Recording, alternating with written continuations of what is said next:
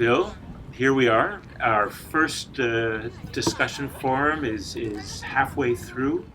We've had people from all over the world. And by the way, I'm Peter Bohl, and we want to thank you all for participating. We've been enjoying reading your comments, and the whole ChinaX team of people who have been working for preparing these courses are delighted that you've been involved. And I'm Bill Kirby, and we very much want to make these forums a place for us to communicate with you, you to us, to exchange ideas. But first I want to ask, have you been practicing the Dynasty Song? Do your family members know it? Do your neighbors know it? If they don't, I'm going to be very disappointed. Well, in fact, we know people have been uploading to various, to YouTube and things like that, themselves singing the Dynasty Song. Oh, wow. And it's even on Chinese websites as well, so it's pretty cool. Well, let me ask you, Peter, how do you think the discussion forum is going? I think in terms of the amount of interest, it's great. We're trying to really improve the way the discussion forum is organized. This is, as you know, an experiment. This is an area where we think there's lots more that we can do. But for the moment, we're getting by, I think. There are other questions, though, which is, what are you reading from the discussion forums about why people want to be doing ChinaX? I'd really like to hear some of where people are from and what the reasons are that they're here. Well, we have learners from all over the world.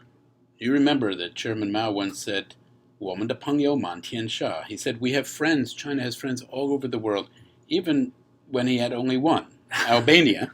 But we have learners from India, Abkhazia, Canada, Australia, the United Kingdom, China, of course, Brazil, Argentina, Southern California, the Philippines, Germany, Spain, Chicago, Ukraine, South Africa, and Durham, North Carolina, among many, and even some here at Harvard. Many here at Harvard, it turns out, right?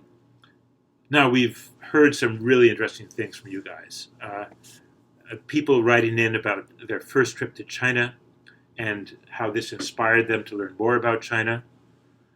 Other things? Well, we have a student, an archaeology student from Glasgow, who writes to us, my dream from a very early age was to work in China, a country that has been my biggest hobby forever. Unfortunately, my department doesn't offer a way to study Chinese culture and history, so I'm trying to learn as much as possible on the side.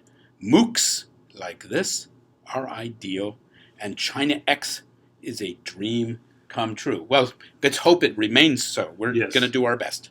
But I think that really gets at the heart of what we want to do, is to make it possible for people who don't have access to knowledge about China's history and civilization to learn more about it. Right. Now, we set up this discussion forum this time around two maps. One map, well, there are two maps. And let's just take a look at them again so we can talk about how we read these maps and our ideas when we designed them. Right. So, Bill, let me ask you, what big conclusions, when I first showed you this map, right? And I said, look at this map and think about the big story, the big picture of China's history. What are the conclusions that you thought we should be drawing from it? Well, my first thought, and here I'm not alone because a number of our students have said the same thing, is that the print is damn small. Right. And my eyes aren't what they used to be. And so seeing the names of all the different states is a challenge. Right. We repaired that on the second map series where we enlarged it, but the first one still needs work. That's right. The second thing is, of course, that the borders of at least the states that we are calling Chinese here change, and they change dramatically. They change every 5 seconds, in fact, but they change dramatically, of course, over time. There are some borders that are stable borders. Taiwan is still an island. Mm-hmm. The coast is not much changed over time. But the inner border, of course, and particularly the inner Asian borders are the ones that change most dramatically. When you say inner Asia, you're referring to the northern border and the northwestern border, the one that extends out along the Silk Route, yes. that area. Yes. Right. Okay. I would say there's maybe one other thing. Okay. is that until one gets to the 20th century, Mm-hmm. there's no state called China. And that is indeed part of our story through the course of this term. Indeed. In fact, that when we were speaking about dynasties before, and we made the point that dynasties have territory, names, ruling houses, and so on, those are dynasties. And it turns out there are many dynasties at once sometimes. Yes. That there's this unity and division. The unity is not always, for the last 1,000 years, one could argue it's the norm, but not for the previous 1,000 years. That's right. Which is often divided. That's correct. Now, now, let me ask you a question. If we look at these maps, and particularly it's the second map. Well, you can see it already in the first map. You can see it in the first map, but why are the parts that we are more or less considering China here? Why are they in yellow? I suppose there have been Chinese flags historically, or banners that are in yellow, a nice, wonderful imperial color, and others not. What's with our color coding here? So this was a puzzle that we left in the picture, right?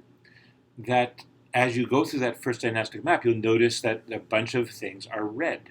And some people actually saw that red might in fact signal, because the red often begins in the north, might signal foreign invasion.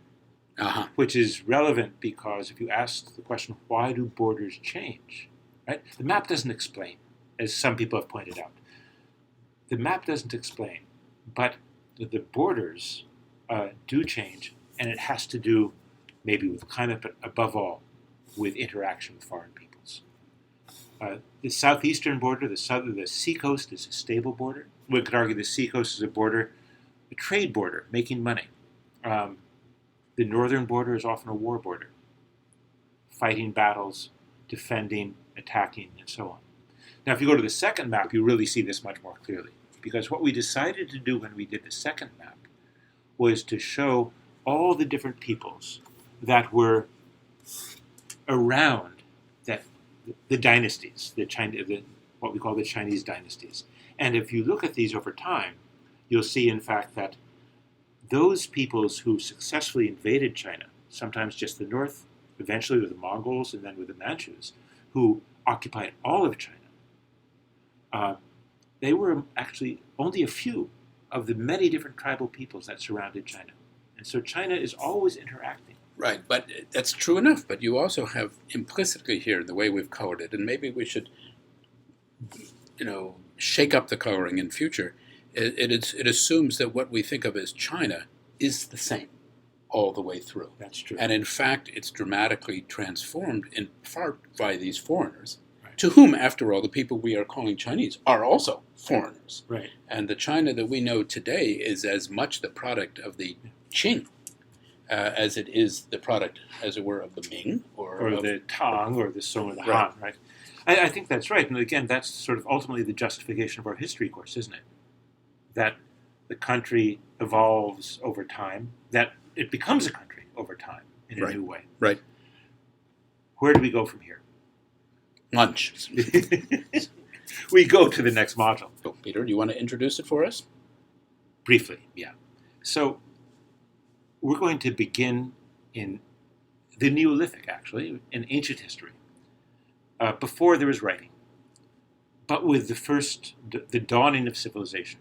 But we're going to look at that from two perspectives. One is archaeology with artifacts, and the other is with actually very ancient stories from around 2,500 years ago, talking about cultural heroes and sage kings who created civilization. There are two different trajectories, modern archaeology and ancient stories, but they overlap in really interesting ways, and that's what we want to talk about next. By the way, it's a really long module. It's going to take you time to get through it. Well, for you, Peter, I always have time. To all of you, thank you for participating, and we look forward to talking to you again next week. Great. See you then. Bye.